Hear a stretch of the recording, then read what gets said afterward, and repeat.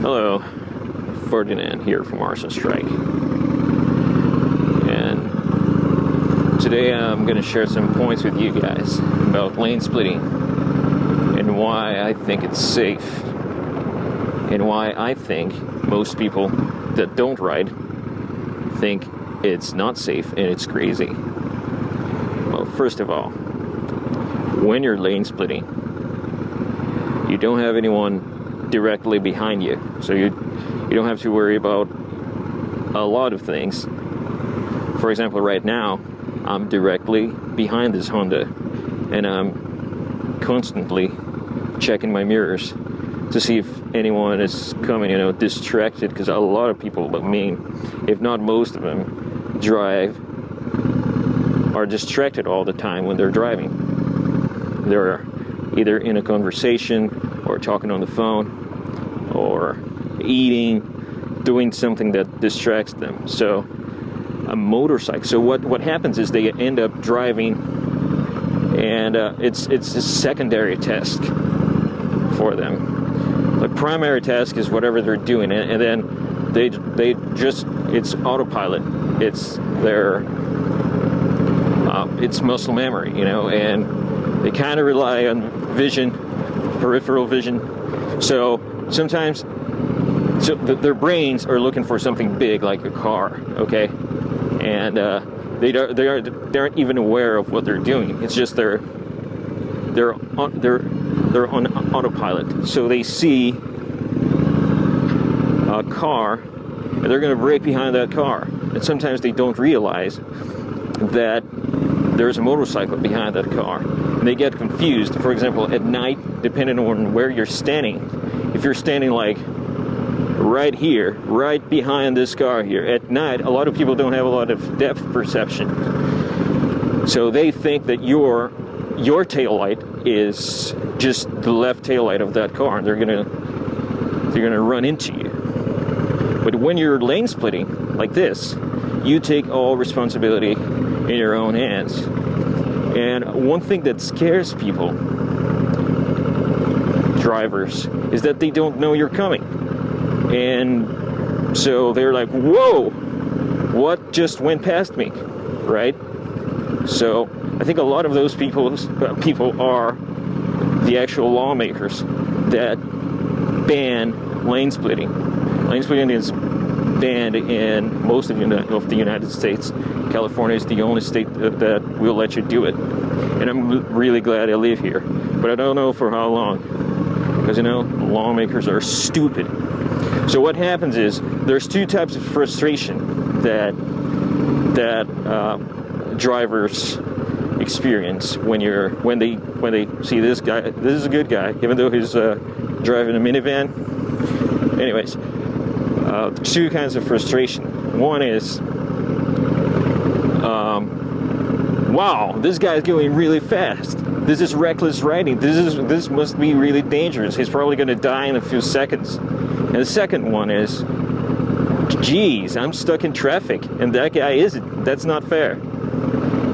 Okay, so that's the kind of thing that gets lane splitting banned. You have to be aware that they don't know you're here. Okay, this guy knows. That Jeep is about to know, but I can guarantee you, 3 cars ahead of me, they don't know I'm here. It doesn't matter how loud your pipes are. That's a bunch of crap. Okay, saying that loud pipes save life. Oh, I don't know. Whenever I'm driving, I only hear the motorcycle. It doesn't matter how loud they are. When they're like 1 or 2 cars behind, it's too late. Okay, loud pipes are really loud for people that are behind them. People that are in front of them, not so much. Especially in a busy city like LA. So you have to be aware that they don't know you're here. So you have to foresee their movements. If one of these guys starts to turn right, it's going to be, what people do is they don't look over their shoulders. Okay, they don't check their mirrors so much. So they just start changing lanes slowly. So the first indication will be the tire. You're going to see the tire turning. So be aware that that person is probably want to change lanes. Being in between lanes is going to give you better visibility of what's going on straight ahead. And you're going to see that there's a gap right in between cars, for example. And when there is a gap, it doesn't matter. It's probably not even important for these guys' destination. See, this guy just filled this gap. That's what happens. I can see that in front of that Honda right there, there's a gap. So, see, that guy's already planning on turning.